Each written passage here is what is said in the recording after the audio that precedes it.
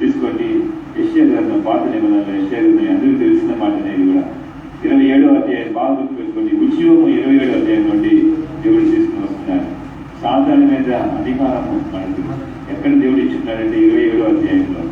చాలా సమయం తీర్మానం మనం ధ్యానించున్నాము.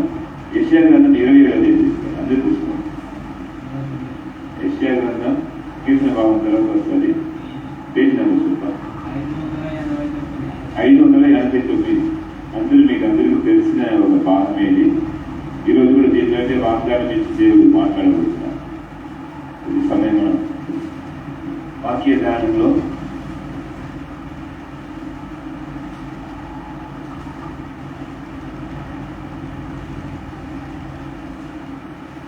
దేవునికి మహిమ కలుగును గాక. మొదటి నాకు ఈ వాక్యం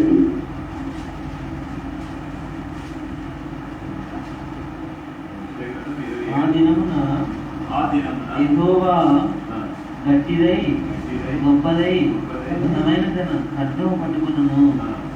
తీవ్ర శబ్దమైన నగరమును, వంకర శబ్దమైన నగరమును ఆయన దండించును. సముద్రం మీద ఉన్న నగరమును సంహరించును. ఆ దినమున మనోహరము ఒక ద్రాక్షవనమును, దాని గురించి పాడుడి. యెహోవా నేను దానిని కాపు చేయుచున్నాను. ప్రతి నిమిషమున నేను దానికి నీరు కట్టుచున్నాను. ఎవడును దాని మీదికి రాకుండా ఉన్నట్లు దీవారాత్రి దాన్ని కాపాడుచున్నాను. నా యందు క్రోధం లేదు. 6 వాక్యాలు చదువు. నా యందు క్రోధం లేదు. బలు రక్షించి చెట్లను నిండిన ఎడల యుద్ధం చేయవాని వలె నేను వాటిలో నుండి వడిగా చొచ్చి తప్పక వాటిని కాల్చివేయుదును. నేను యుద్ధం చేయవాడు వలె ఉండి దాన్ని పక్కగా కాల్చివేయుదును. ఇలాగ జరుగుతున్నట్లు ఈ జనులకు నన్ను ఆశ్రయింపవలను, నాతో సమాధాన పడవలను, వారు నాతో సమాధాన పడవలను. రాబో దినములలో యాకోబు వేరుపాలను ఇశ్రాయేలు చిగురించిపోయిను. వారు భూలోకమును బలపరితముగా చేయుదురు. సగటు బలి దేవుని మహిమపరచును. హల్లెలూయా. ఇది చివరి మాట, 6వ మాట వాగ్దానం. రాబోయే దినములో సియోను సంఘమైన యాకోబు వేరుపారును, ఇశ్రాయేలు అంటే దేవుని బిడ్డలు చిగురించిపోయిను. వారు భూలోకమును బలవర్ధముగా చేయుదురు అని దేవుడు వాగ్దానం ఇస్తున్నాడు. హల్లెలూయా. ఈరోజు కూడా భూలోకమును బలవర్ధముగా చేయుదు. అందుకని సియోను సంఘమని, సియోను సంఘంలో ఉన్న ఇశ్రాయేలులైన దేవుని బిడ్డలు చిగురించిపోతురు. వారు భూలోకమును ఫలవంతముగా చేయుదురు. ఆమేన్. ఈరోజు ఈ వాగ్దానం మన మీద ఫలించుగాక. రాబోయే దినంలో యాకోబు వేరుపారును, ఇశ్రాయేలు చిగురించిపోయును. వారు భూలోకమును ఫలవంతముగా చేయుదురు. ఆమేన్. దేవుడు తన పిల్లలైన యాకోబు ఆయనతో కుమారుడు, ఇశ్రాయేలు ఆయనతో పిల్లలు. అప్పుడు దేవుడు తన దేవుని పిల్లల్ని ఏర్పరుచుకుని ఈ భూమిని ఏం చేస్తున్నాడంట? ఫలభరితముగా చేస్తాడంట. హల్లెలూయా. ఎవరు చేసేది? దేవుడే. హల్లెలూయా. కానీ ఎవరి ద్వారా చేస్తున్నాడు? చెప్పండి.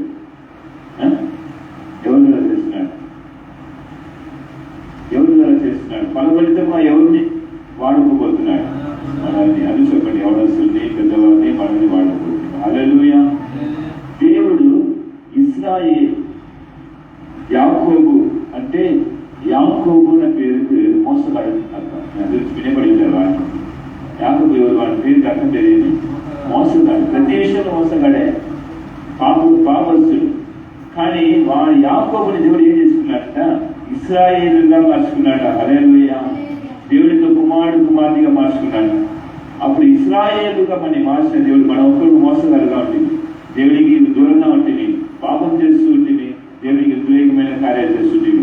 యాకోబుతో సంతానంగా ఉంటుంది, సొంతాయేలుగా చేసుకున్నాడు, దేవుడితో సొంత సొత్తుగా చేసుకున్నాడు. హల్లెలూయా. ఇప్పుడు ఆయన ప్రజలైపోతుంది. ఇప్పుడు మనం ఏం చెప్తున్నాడు దేవుడు? యాకోబు ఆ మోసగాడిని నేను ఏం చేస్తానంటే వేరు పాలు చేస్తాను. హల్లెలూయా. చూడండి, ఒక పెద్ద చెట్టు ఉంటే, మొన్న మాకు తెలిసిన ఒక ఆయన ఊళ్ళూరులో ప్రభాకర్ అన్న, ఆయన ఇంటి ఇక్కడ ఉంది గుట్ట మీద. ఆయన ఏం చేసినారు, వేప చెట్టు తొగినాడు. ఇంటికి ముందుగా ఎక్కువ పెరిగిపోతుంది. తొగితే దాని వేరు చూస్తే పక్కన ఇది కూడా పోయింది. హల్లెలూయా. ఎన్నో సమస్యమైన వేరు పోతుంది, వేరు మారుతుంది. లోపల తీస్తూ వీళ్ళు దాని వెనక ఉన్న రోడ్డు కూడా వేరుపోయింది. అప్పుడు ఎన్ని రోజులు ఆయన పిల్లలు తీసుకుపోయి వాళ్ళు దాన్ని తొగి తీసినారు. అప్పుడు ఒక చెట్టుకే ఇంత వేరుపాడే శక్తిని దేవుడు ఇచ్చినాడంటే, తన పిల్లలైనా తన ప్రజలైన మనకి ఈ లోకంలో ఆయన చిత్తం జరగడానికి వరకు మనకి ఎంత మనకు దేవుడి శక్తి ఇచ్చినాడు. మామూలు శక్తి ఉంటుందా?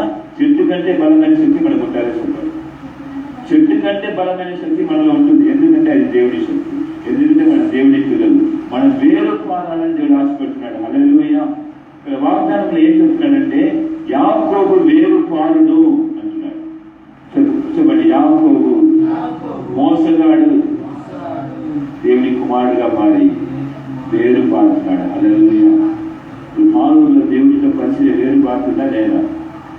పాడుతుంది కదా, పాలులోనే ఉంటుంది. అక్కడి నుంచి పులియ నుంచి నేను విజయవాడ పోయి రేపు చెన్నై పోబోతుంది. ఇంకా దేశాలు ఎక్కబోతున్నాం. హల్లెలూయా.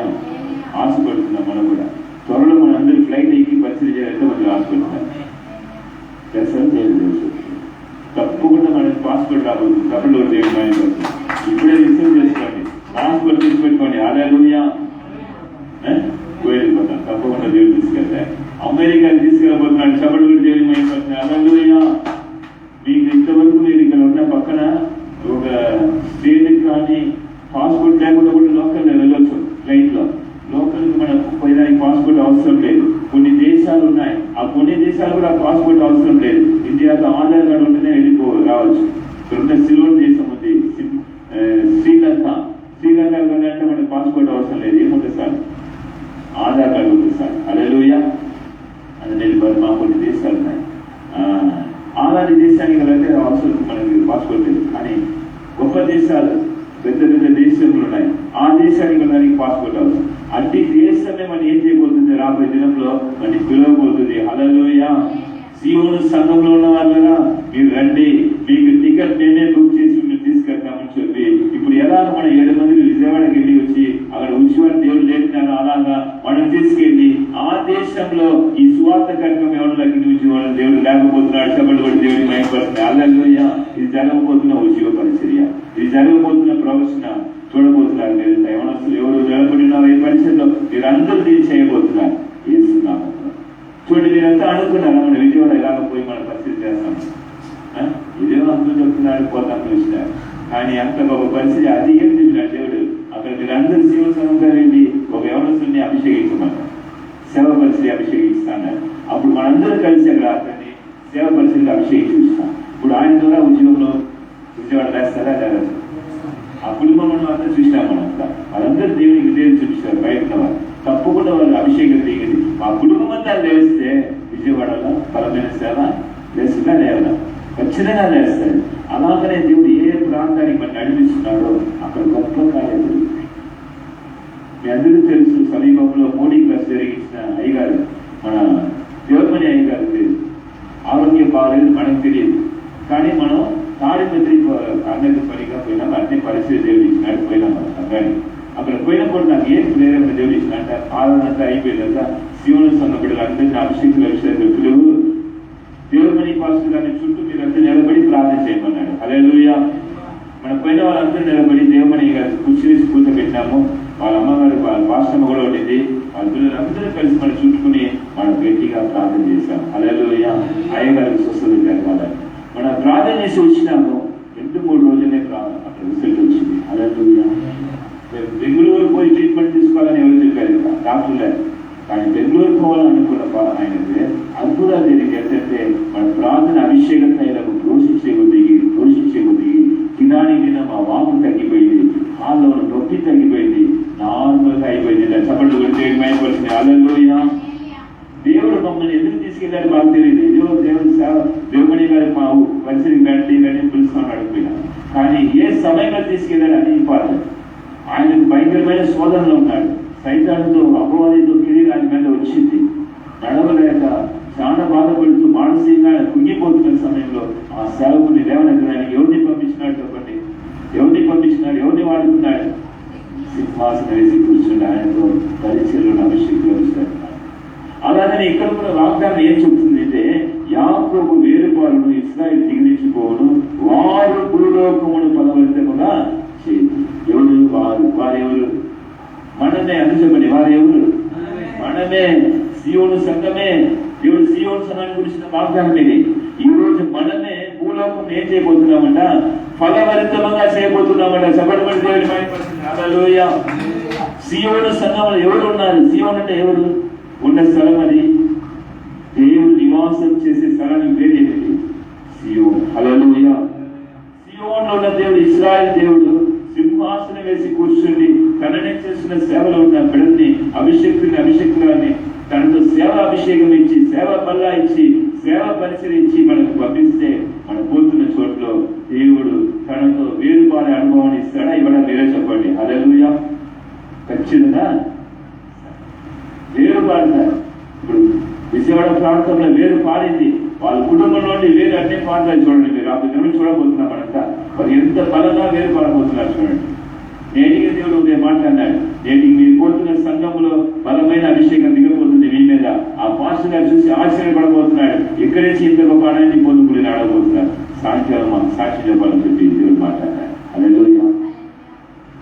చూడండి ఎంత దేవుడు వేరుపాలను తనకు చిత్తం జరిగించాలని ఎవరి ద్వారా జరిగిస్తాడంటే యాకోబును మోసగాడి ద్వారా జరిగించినాడు. హల్లెలూయా. ఇశ్రాయేలు ప్రజలు ఎప్పుడు తిరుగుబాటు చేసేవారు, వారిని దేవుడు బలంగా వాడుకున్నాడు. హల్లెలూయా. అలాగనే సీయోను సంఘము లోబడిని ప్రజలుగా దేవుడికి లోకమైన కార్యాలు చేస్తున్నప్పుడుగా ఉన్న మనల్ని దేవుడు ఈ లోకానికి ఉద్యోగం తీసుకున్నాడు, తెలుసుకున్నాడు. హల్లెలూయా. దేవుడికి మహిమ కలుగుతుంది. మనకు దేవుడు తన అనుభవాన్ని ఇచ్చి, మనని దేవుడు కొట్టి, మనని ఎన్నో విషయంలో బోధించి, మనకి ఎలాగ మన దేవుని కొరకు ఇష్టరాలుగా మారాలని మనకు తననే ఉండి మనలో బోధించి నడిపించి అన్ని పాఠాలు నేర్పించి, అన్ని మార్గంలో శ్రమలందు, రోగమందు, వ్యాధి అనేక పర్యాయం మనని నడిపించి మనని బలపరుస్తున్నాడు. హల్లెలూయా. ఈ అనుభవాలంతా ఎక్కడ నాకు వచ్చింది ఒకవేళ మీరు అనుకున్నవచ్చు, కానీ ఎంత మనకు వస్తేనే మనం ఏమవుతారంటే స్వర్ణముగా, శుద్ధ స్వర్ణముగా మారిపోతాం, బంగారుగా బయటికి వస్తాం. హల్లెలూయా. లేకపోతే మనతో ఉన్న అనుభవములు లేకపోతే, ఈ అనుభవాలు లేకపోతే దేవునికి ఉపయోగమైన పాత్రగా మనం మారలేదు. మన ద్వారా దేవుడికి చిత్తం జరగదు, మన ద్వారా వేరు మారదు, మన ద్వారా ఉద్యోగం రాదు. దేవుడు మనలో ఉన్న కార్యాన్ని కలపొట్టేది ఎందుకంటే మన మేలు కొరకే. హల్లెలూయా. అది బట్టి మనల్ని దేవుడు ముందుగా తీసుకెళ్తాడని తెలుసుకోండి. మన కొన్ని శోధనల ద్వారా నడిపించినాడా? అది మేలుకే. మన ఇంకా బలపరుస్తున్నాడు. ఇంకా మనం బలహీనత నుంచి బయటకు వస్తున్నాం. మనలో ఉన్న తెలియని ఒక బలహీనత ఉండవచ్చు, ఒక కోపంగా ఉండవచ్చు. వెంట ఊపిని మనం సాడేస్తున్నాం, కొన్ని టైంలో వాళ్ళని తిట్టేస్తున్నాం, కొన్ని సమయంలో వాళ్ళ మీద కోపం పెట్టుకుంటాం, అసూయ పెట్టుకుంటాం, గర్వం పెట్టుకుంటాం. ఇదంతా దేవుడితో స్వభావం కాదు కనుక దేవుడు ఏం చేస్తున్నాడంటే మరి కొండలు కొడుతున్నాడు.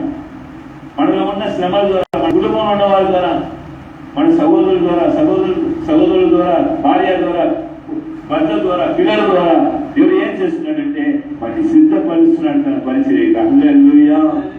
అప్పుడు మనం ద్వారా ఏమి ఎదురు చూస్తున్నాడంటే మనం ఎలాగ వాగ్దానం ఇచ్చినాడు అలాగా వారు భూలోకమును ఫలభరితముగా చేస్తున్న వాగ్దానం మన పక్కన నెరవేర్చబడాలి. కాబట్టి మన భూలోకానికి ఫలభరితంగా మారిపోవాలని మన దేవుడు ఏర్పరుచుకున్నాడు. అప్పుడు ఆయనకు స్వామి మనలో కలగాలి, ఆయన సారథ్యం మనలో రావాలని చెప్పి ఎన్నో సమయం దేవుడు మన ఇలాంటి మార్గంలో మనం నడిపిస్తున్నాడు. మనం అప్పుడు బలపరచబడి మన దేవుని కొరకు బయటికి వచ్చిన తర్వాత, మన దేవుడు విడిపించిన తర్వాత మనం చూస్తే మనం చాలా మార్పు వచ్చింటారు. ఉన్న ఆ గుణాదిశలు మనం ఉండవు. మన దేవుడితో సారథ్యంలో మారిపోతాం కనుక మనం ఎక్కడ అడుగుపెడుతున్నాం అక్కడ ఆయనతో చిత్తము, ఆయనతో ఉద్యోగం లేస్తుంది. హల్లెలూయా. ఇది గొప్ప రహస్యం.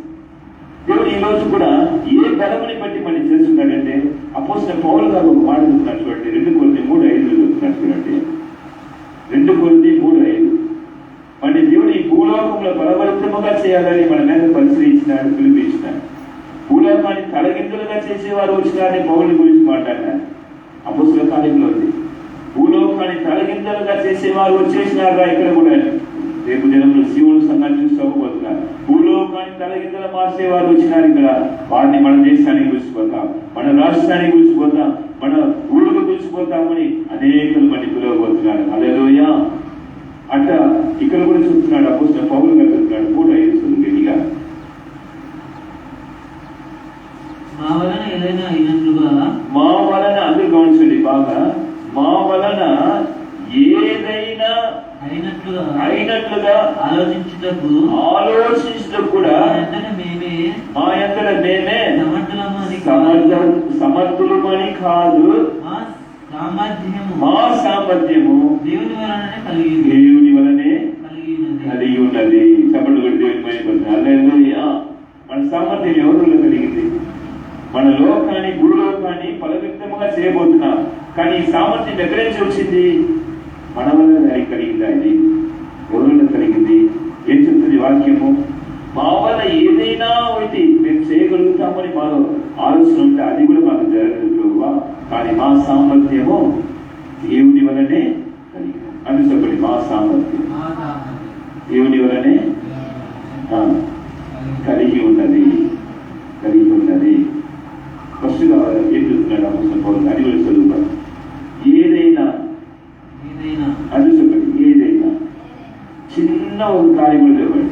చిన్న కార్యం కూడా ఏదైనా మా వలన అయినట్లుగా ఆలోచించుటకు మా ఎంతటా మేమే అని చెప్పండి. మా ఎంతటా మేమే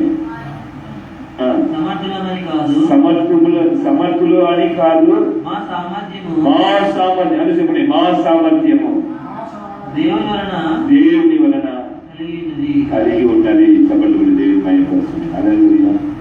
యాకోబు వేరు పారుతున్నాడు. ఇశ్రాయేలు ఏమవుతుంది? చిగురించుచున్నది. ఇది ఎప్పుడే జరిగింది? ఇది మన వల్ల కలిగిందా? దేవుని వల్ల కలిగిందా? సమర్థుడు దేవుని మహిమపరచండి. హల్లెలూయా. యాకోబు వేరు పారిపోతున్నాడు. మోసగాడు వేరు పారుతున్నాడు. ఇశ్రాయేలు తిరుగుబాటు చేసిన ప్రజలు వారు వేరు పారి ముందుకు వెళ్తున్నారు. వారు దిగిరిస్తున్నారు. ఎవరిలో కలిగింది? మా వల్ల కలిగింది కాదు. అప్పుడు ఇది దేవునితో సామర్థ్యం, దేవునితో శక్తి, దేవునితో పరిశుద్ధ ఆత్మ దేవుడి వలన ఇదంతా మనం జరిగిస్తున్నాం. హల్లెలూయా. అప్పుడు మన జీవితంలో దేవుడు మనకి ఎక్కడ ఏమి ఇస్తున్నాడంట చూడండి. 2 కొరింథీయులకు రాసిన పత్రిక 2వ అధ్యాయము 14-15 చూస్తే అక్కడ పౌలు ఇంకో మాట చెప్తున్నారు. ఏం చెప్తున్నారు చూస్తే, మా ద్వారా అని చెప్పండి. మా ద్వారా ప్రతి స్థలమందును అని చెప్పండి. మా ద్వారా అని చెప్పండి. మా ద్వారా ప్రతి స్థలమందును క్రీస్తుని గురించిన సువార్త జ్ఞానము యొక్క సువాసనను గణపరచుచు ఆయన యందు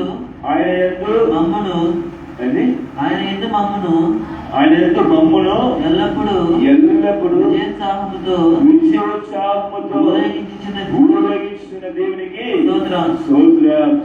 దేవునికి స్తోత్రం చెప్పండి. హల్లెలూయా. దేవుడు మనం ఏం చేస్తున్నట్టే విజయోత్సవం ఏం చేస్తున్నట్ట? ఊరేగింపు చేస్తున్నట్ట. డబ్బులు దేవుని మహిమ. హల్లెలూయా. శివుని సంఘానికి అర్థమవుతుందా? మోసకాలు తిరుగుబాటు చేసిన ప్రజలు. కానీ ఇప్పుడు దేవునితో చేత మన దేవుని కొరకు భూలోకాన్ని ఏం చేయబోతున్నాం? బలవంతంగా చేయబోతున్నాము. దాని కొరకు దేవుడు ఎక్కడంతా మనని నడిపిస్తున్నాడో, ఏ దేశాన్ని నడిపిస్తున్నాడు, ఏ పట్టణాన్ని నడిపిస్తున్నాడు, అక్కడంతా మన జయోత్సాహంతో ఊరేగింపు చేస్తున్నాడట. హల్లెలూయా. ఇప్పుడు మనం ఎక్కడ వేసినాం చెప్పండి. ఇప్పుడు జయ ఉత్సాహం ఎవరు? యేసయ్య నామములో ఆయన నామాన్ని కనపరచుచు మనలోని ఒక సువాసన, క్రీస్తుని గురించిన సువార్త మనలోని బయలుదేరి అది ఊరేగింపు చేసి వచ్చింది. హల్లెలూయా. ఊరేగింపు. ఏమి ఊరేగింపు? జయ ఉత్సాహం మనల్ని ఊరేగింపు చేసినారు. ట్రైన్లో మనం పోయింది, మన ట్రైన్లో పోయినా అనుకుంటాం. కానీ సాధారణ తెలుసు మీరు ఊరేగింపు పోతున్నారు. యేసయ్య నామముని పైన తీసుకుని మనం ఏం చేస్తున్నాము? ఊరేగింపు చేద్దాం. చూసినారా? పెళ్లికి చూసినారా? పెళ్లికి చేస్తే మా ఇంటికి ఏం చేస్తారు? ఊరేగింపు పెడతారు. ఎందుకు ఊరేగింపు పెడతారు తెలుసా? పెళ్లి బాగా ఏం చేయాలా?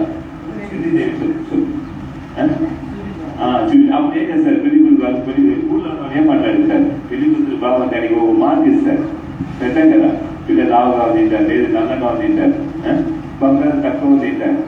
అంటే ఇది ఎందుకు ఊరేగింపు, ఊళ్ళో ఉన్నదంతా తెలియాలని, అంతే కదా.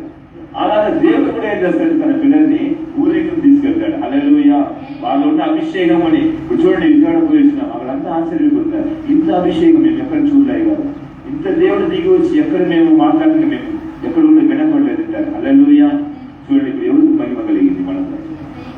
హల్లెలూయా. ఎవరికి? అప్పుడు ఇక్కడ వాక్యం ఏం చెప్తున్నాడు? మనసులు అది మనని 14:15 రక్షింపబడే వారి పట్లను మేము దేవుని చూడండి, బాగా మనిషిండి. రక్షింపబడే వారి పట్లను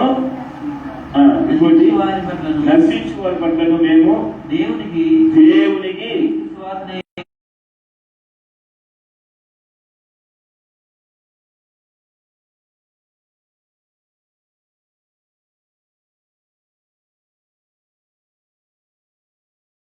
అనుభవించిన కూడా మనకి కొంచెం ఇదిగా ఉంటుంది. కానీ వాళ్ళు అప్పటికే చేశారు.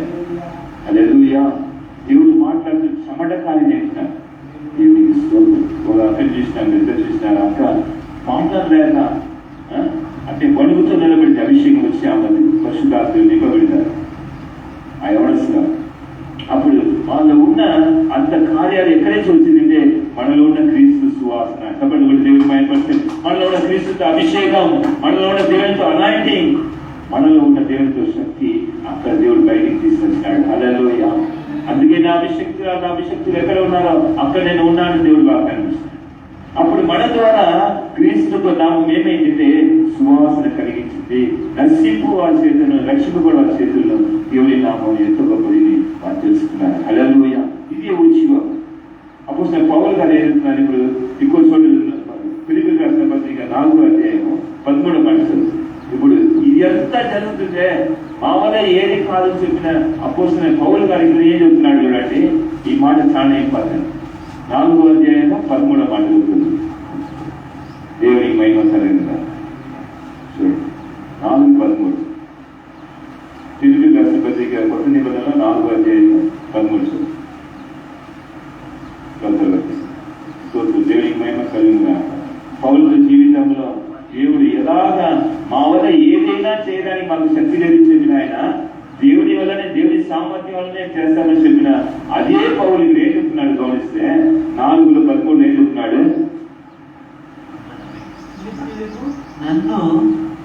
ఇప్పుడు చూడు, తీసుకోండి, అందుకు ఏం చెప్పారు? 131 4లో 180 18వ మాట, సారీ 13వ మాట. 4:13 చదువు, అందుకు చేపెట్టుకోండి. 4:13 పెనాలు మార్పు చేసుకొని అందరూ మార్పు చేసుకోవాలి. జీవన స్థలంలో బిడ్డలంతా నన్ను బలపరచువాని అంటే, అందరూ చెప్పండి, నన్ను బలపరచువాని అంటే, నన్ను బలపరచువాని అంటే నేను హల్లెలూయా. గట్టిగా చెప్పండి కూడా దేవుని. నన్ను బలపరచువాని అంటే నేను సమస్తమును చేయగలను. మనసు చదువుకోవాలి మళ్ళా. నన్ను అంటే చెప్పండి, నన్ను బలపరచువాని అంటే, అందరూ పలకండి, నన్ను బలపరచువాని అంటే నేను సమస్తమును చేయగలను. మీరు చెప్పండి, ఇప్పుడే మీరు చెప్పండి, అది చెప్పండి. నన్ను బలపరచువాని అంటే, నన్ను బలపరచువాని ఎవరు చెప్పండి? పరిశుద్ధాత్మ దేవుడికి అభిషేకం యేసయ్య ద్వారా మన మీద కుమ్మరించబడి ఉన్నది కనుక నన్ను బలపరిచే పరిశుద్ధాత్మ దేవుడు అంటే నేనేమైపోతున్నానంట? సమస్తమును చెయ్యగలను. హల్లెలూయా. నన్ను బలపరచువాని అంటే నేను సమస్తమును చేయగలను. చదువు, దేవుడి చదువు ఆ మాట 13 చదువు. నన్ను బలపరచువాని అంటే నేను సమస్తమును చేయగలను. హల్లెలూయా. ఇదే పౌలు అక్కడ 2 ఏం చెప్పాడు? ఏదైనా మా వల్ల అయితే నేను ఆలోచించలేకపోతే నేను సమర్థుడు కాదు. మా సామర్థ్యం దేవుని వల్లనే కలిగి. అదే పౌలు వేడుతున్నాడంటే నన్ను బలపరచువాని అంతే. హల్లెలూయా. ఏం చేస్తాడు? నన్ను బలపరచువాడు ఏం చేస్తాడంట? నేను సమస్తమును చేయ నన్ను తబడు చేసాను. నీ జీవితంలో సమస్తమును చేయగలిగిన శక్తి నీలో ఉన్నది. నువ్వు భూమిని ఫలవంతంగా మార్చాలి. దానికే దేవుడు ఈ శక్తిని ఇచ్చినాడు, అభిషేకం ఇచ్చినాడు. యవనసుడా, నీకు అనుకోసం నేను ఏమి చేయలేకపోతున్నానే, కుటుంబాన్ని కూడా ఇప్పుడు నేను జరిగించలేకపోతున్నాను అనుకున్నావా? కాదు. నిన్ను బలపరచువాని అంటే నువ్వు సమస్తముని చేయగలవు. హల్లెలూయా. నీ వల్ల కాదు, నా వల్ల కాదు. ఈ నోవాయి గారు వచ్చి నిలబడి పాలు వాక్యం చెప్పిన వల్ల ఉద్యోగం వేసిందా? యేసయ్య సింహాసనం వేసి కూర్చుండి తన బిడ్డలు ఒక్కొక్కరిలాగానంటే ఒక్కొక్కరితో సహవాసం చేసి వారికి అభిషేకం ఇచ్చి వారిలో ఉన్న కట్టులు తెచ్చి వారు చేసిన పాపాలు క్షమించి ఈ 4.5 సంవత్సరం ఆయన చేసిన పరిచయం వల్ల ఇద్దరు సంఘం ఇంత స్థిరపరచబడి ఉద్యోగానికి వెళ్తున్నారు. చెప్పండి, ఎవరు వెళ్తుంది? హల్లెలూయా. నన్ను బలపరచువాని అంటే నేను సమస్తమును చెయ్య నన్ను. నేను మర్చిపోకూడదు ఈ మాట, ఎవరు కూడా మర్చిపోకూడదు. ఎప్పుడు నీ మనసులో మాట్లాడుతున్నాడు ఈ మాటతో. ఏదైనా మా వల్ల చేయడానికి మేము సమర్థులు కాదు. మా సామర్థ్యం దేవుని వల్లనే కలిగి. నన్ను బలపరచువాని అంటే నేను సమస్తమును చేయగలిగి ఉన్నాను. హల్లెలూయా. ఏదైనా ఎవరి ద్వారా చెప్పున నన్ను బలపరచువాని అంటే నేను సమస్తమును చేయగలను. సమస్యలు చేయగలుగుతావా? లేదా? చేస్తాను. ఎవరు ద్వారా? ఎవరైనా నిన్ను బలపరిచేవాడు. హల్లెలూయా. నిన్ను బలపరిచేవాడు ఎవరు? యేసయ్యనే. సేవకుడు ఎంత బలపరిచినా మీరు మర్చిపోతారు, కానీ దేవుడు బలపరిస్తే మీరు బలముగా లేస్తారు. హల్లెలూయా. ఉజ్జీవంగా లేస్తారు. మీలో ఉన్న శక్తి నూతన శక్తిగా అయిపోతుంది. మీలో ఉన్న అభిషేకం ప్రతి దినం అభిషేకం. మీరు ఇప్పుడు అయ్యగారి వాక్యం చెప్పినట్టుగా దినానికి దినం వాళ్ళు బలం పొందుకుంటున్నారట. కీర్తన 84:7 కదా, అది 7వ మాట. 84:7 చదివినట్టుగా వాళ్ళు దినం అభివృద్ధి పొందినట బలములో. అప్పుడు అభిషేకం మీలో ఉంటే మిమ్మల్ని బలపరచుకోవాలి అంటే మీరు ప్రతి దినం కూడా ఏం చేస్తారంటే ఏమైపోతారు? చెప్పండి. నన్ను బలపరచుకోవాలి అంటే నేను చెప్పండి, మీరు ఆ వాక్యం బాగా మనసులో పెట్టుకోండి. అందుకు చెప్పండి, నన్ను బలపరచుకోవాలి అంటే నేను సమస్తమును చేయగలను. చెప్పండి, అందుకు చూడకుండా చెప్పండి. ఇప్పుడు నన్ను బలపరచుకోవాలి అంటే ఆమేన్. 3 సార్లు చెప్పండి.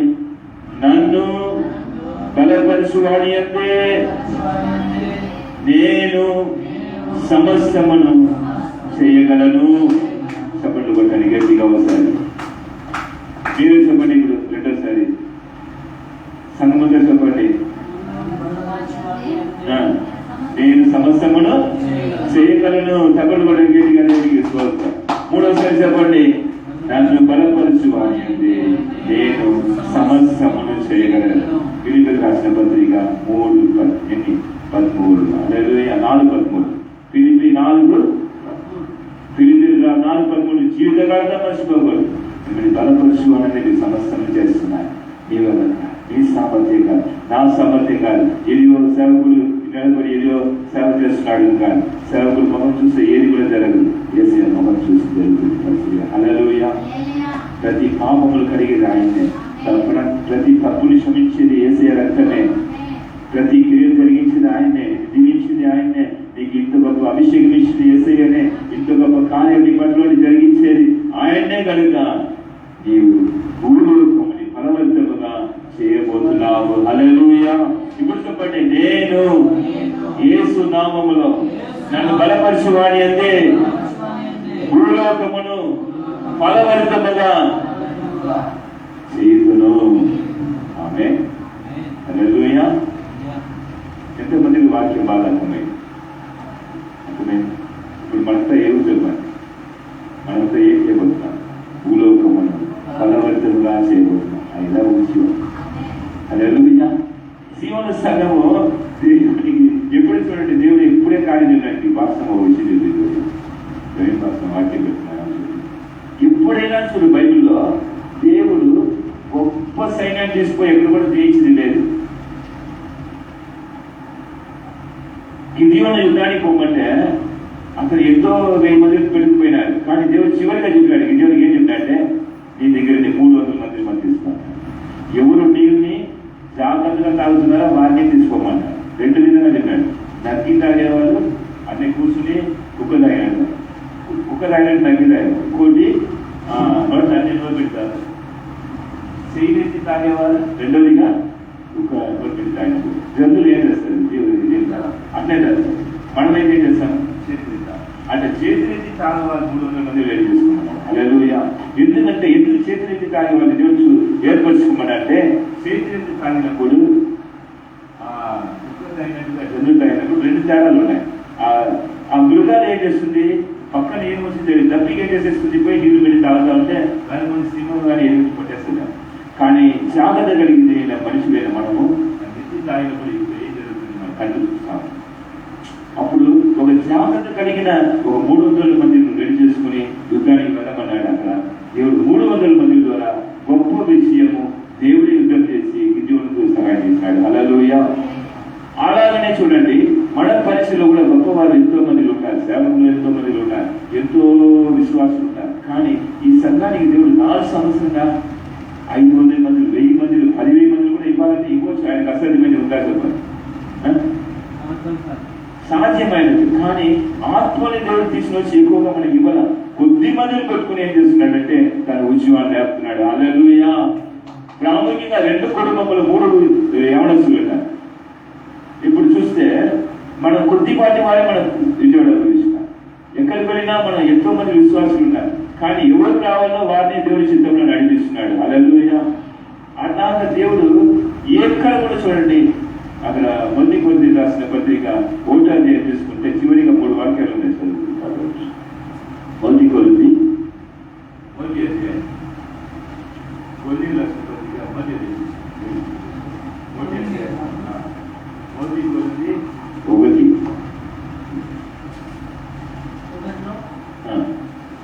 25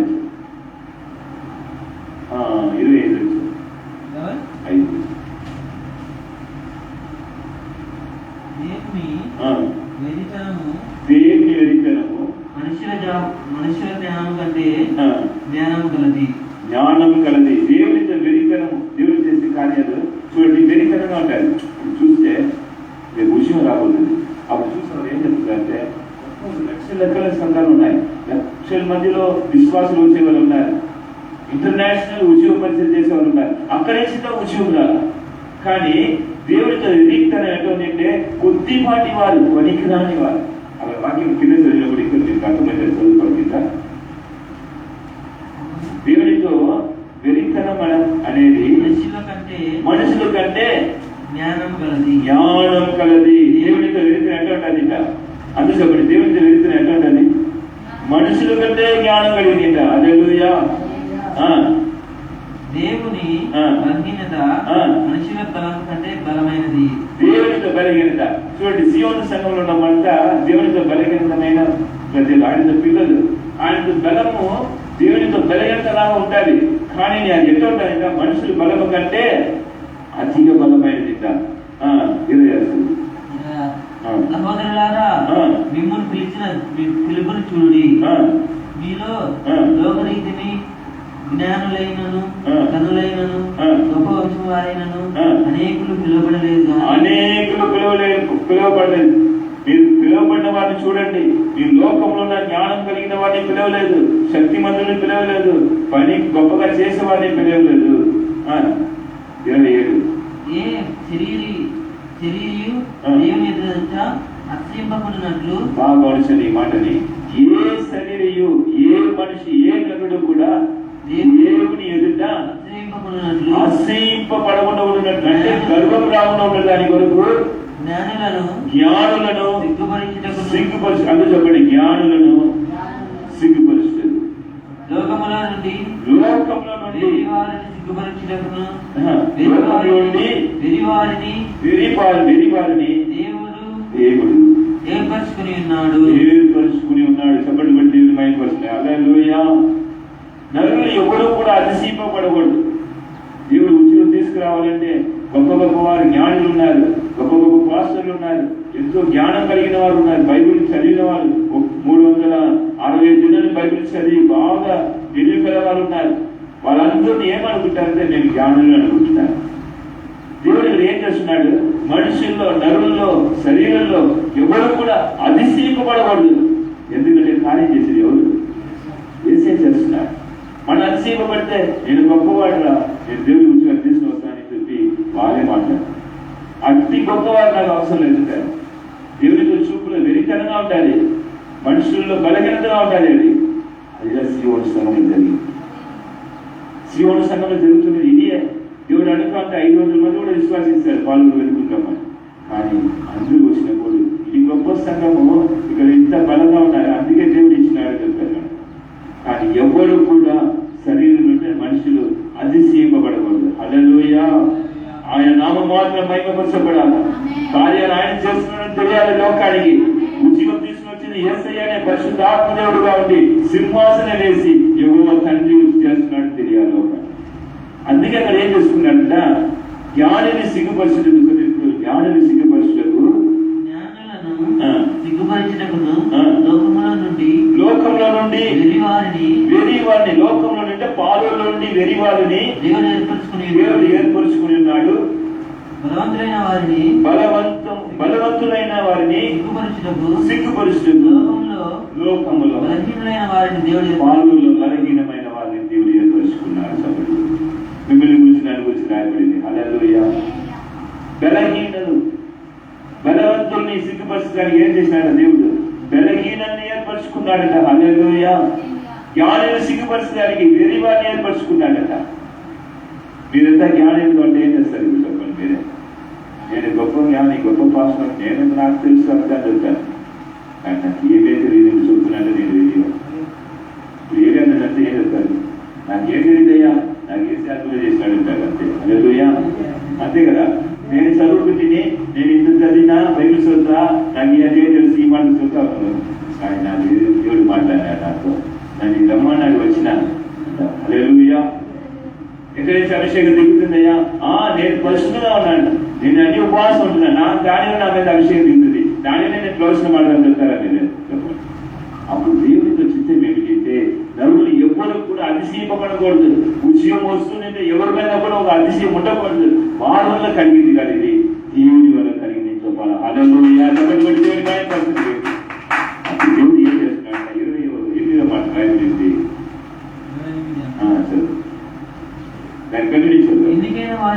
ఎన్నికైన వారిని వ్యర్థము చేయుటకు,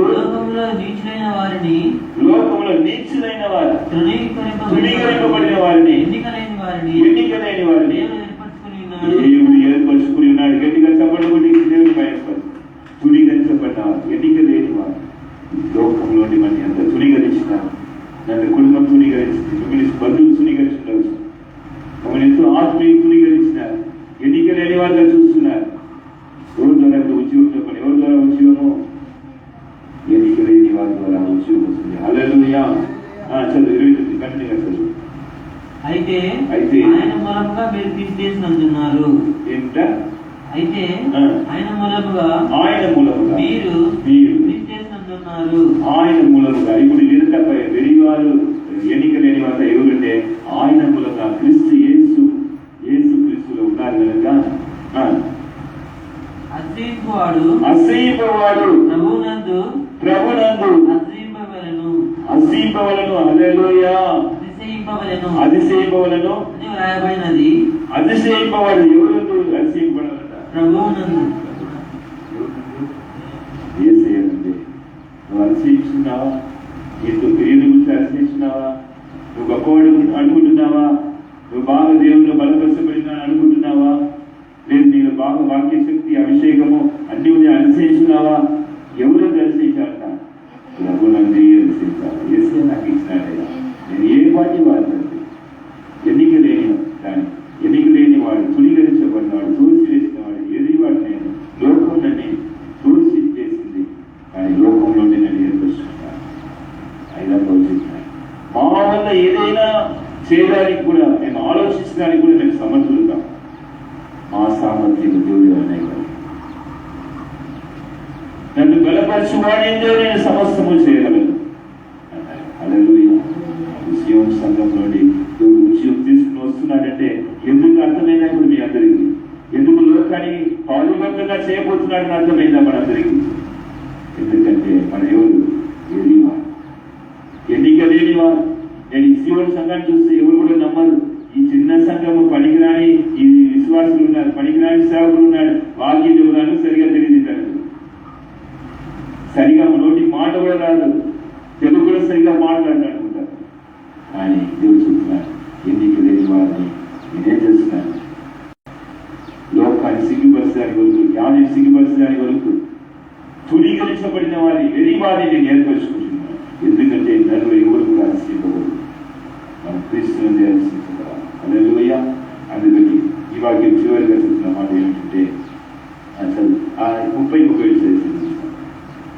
దేవుని మూలముగా ఆయన 30 క్రీస్తు యేసునందున్నారు. అది ముందుకు ఎవరు కూడా అతిశయింపవలెను ఉంటారు. అతిశయించువాడు ప్రభువునందే అతిశయింపవలెను. అది చెప్పండి, అతిశయించువాడు ప్రభువునందే అతిశయించాడు. అతిశయించును, అతిశయించవలను, అతిశయింపవలను అన్ని రాయబడి ఉన్నది. నెరవేరినట్లు దేవుని మూలముగా ఆయన మనకు జ్ఞానమును, ఆయన మనకు జ్ఞానమును, నీతియు పరిశుద్ధతయు విమోచనమాయను. హల్లెలూయా. చెప్పండి చెప్పండి చెప్పండి గట్టిగా చెప్పండి. అతిశయింపవాడు క్రీస్తుని అతిశయింపాలని దేవుడే మనకి ఏమైపోయినాడంటే జ్ఞానంగా అయిపోయినాడంట, నీతిగా అయిపోయినాడంట, మూడోది ఎంత అయిపోయింది, పరిశుద్ధంగా అయిపోయినాడంట. ఇంకోటి 4 విషయాలు చదువుతాం. మొదటిగా దేవుడు మనకి ఏమైనాడు? జ్ఞానమైన. రెండోదిగా నీతి. మూడోదిగా పరిశుద్ధత, విమోచన. దేవుడు మనకి ఏమేమి చెప్పండి. సీయోను సంఘంగా చెప్పండి, మన పరివర్తనగా లోకానికి, ఈ భూలోకానికి పరివర్తనగా మనం మారాలంటే మనలో ఎవరు నీతి జరుగుతుంది, ఎవరితో పరిశుద్ధత మనలో ఉంటుంది. జ్ఞానం ఎవరితో జ్ఞానము, ఎవరితో విమోచన మనకు కలుగుతుంది. అప్పుడు దేని గురించి మనం అతిశయించాలి. హల్లెలూయా. నేను ఈ లోకానికి పదవిస్తున్నా, దేవుడు చేయబోతున్నా. ఈ సీయోను సంఘంని దేవుడు అక్కడను తీసుకెళ్ళబోతున్నా. ఎక్కడంతానూ వస్తున్నావు, అక్కడంతా నువ్వు అడుగుపెట్టే చోటుతా పరివర్తన వేరుపడబోతుంది. హల్లెలూయా. యాకోబు వేరుపడబోతున్నాడు. హల్లెలూయా. ఇశ్రాయేలు చిగురించబోతుంది. హల్లెలూయా. ఈ వాగ్దానం మన పట్ల దేవుడు జరిగించినదా చెప్పబడి దేవుని మహిమ మన దేవుడు బలముగా ఉద్యోగులు వాడుకును గాక, ఆయనకు చిత్తమంతా జరిగించును గాక. అతిశయింపవాడు దేవుని గురించి అతిశయించును గాక. మనకు దేవుని ఇచ్చిన అభిషేకం ఎవరి వల్ల కలిగింది? దేవుడి వల్ల. మన వల్ల ఏదైనా అయితే మనం ఆలోచించడానికి మన సమర్థులు కాదు, కానీ మన సామర్థ్యం ఎవరి వల్ల కలిగింది? నన్ను బలపరిచేవాడి అంటే నేను బలం పొంది ఉన్నాను. ఇంత గొప్ప బలముగా నేను సమస్యని చేయగలను. ఏది చేయాలని నేను ఎలా చేస్తున్నాను ఈ రోజు అంటే నన్ను బలపరిచేవాడి అంటే నేను సమస్తము చెయ్యగలను. చివరిగా ఒక మాట, అందుకే పౌలు చెప్తున్నాడు. ఏం చెప్తున్నాడంటే ఫిలిప్పీయులకు రాసిన పత్రిక 4 చదువుతాం. ఫిలిప్పీయులకు రాసిన పత్రిక 4. ఫిలిప్పీయులకు రాసిన పత్రిక 4 చివరిగా దేవుడికి మహిమ కలుగుతుంది. ఫిలిప్పీయులకు రాసిన పత్రిక 4. యేసునామములో ఇది మన జీవితంలో ఉండకూడదు. ఆయనతో పరివర్తమైన కార్యాలను చూడదు. 4. Thank you police. గట్టిగా అందరూ చెప్పండి, ఎల్లప్పుడూ. అందరూ చెప్పండి, గట్టిగా చెప్పండి, ఎల్లప్పుడూ. సీయోను సంఘంతో చెప్పండి, ఎల్లప్పుడూ ప్రభునందు ఆనందించుడి. మరలా చెప్పుదును, ఆనందించుడి. హల్లెలూయా. ఎల్లప్పుడూ ప్రభువును ఆనందించు. మన ఎవరిలో అతిశయించబడాలా? మన జ్ఞానం ఎవరైనారు? నీతి ఎవరైనారు? పరిశుద్ధత ఎవరైనారు? యేసయ్య. విమోచన ఎవరిలో వస్తుంది? ఆనందించుడి. హల్లెలూయా. ఎల్లప్పుడూ ఆనందించుడి, కష్టమందు ఆనందించుడి, శ్రమల మధ్యలో ఆనందించుడి, నీకు వెలగని సమయంలో ఆనందించు.